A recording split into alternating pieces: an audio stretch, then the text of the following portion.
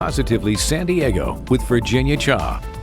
There is no question the last year and a half has stressed out most students like never before. Well, one local middle schooler decided to use that experience to express what he was feeling, and in the process discovered what others were going through too. I talked to the budding filmmaker about how his Positively San Diego documentary helped bring kids closer together.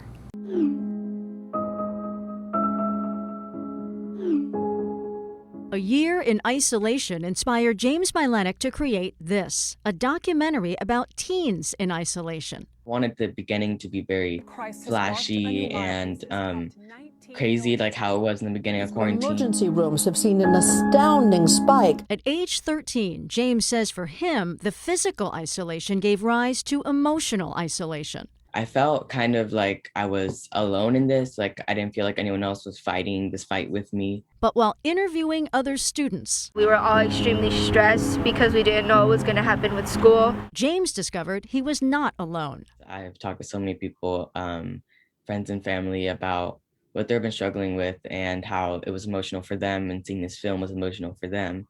So I'm glad this was like a gateway to connecting with other people. James created his gateway as part of a Media Arts Center San Diego Teen Project, part of the San Diego Unified Summer Enrichment Program.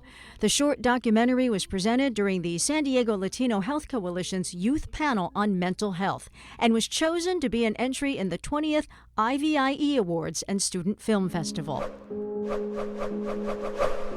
I found this. James says his interest in making films began at the tender age of 5. It would just be like me dancing in front of my little iMac. From there, he progressed to mini movies. James says while he has put himself in front of the camera, he felt he needed to be behind it for this documentary. I felt if I focused more on getting their voices amplified, that it would make it better.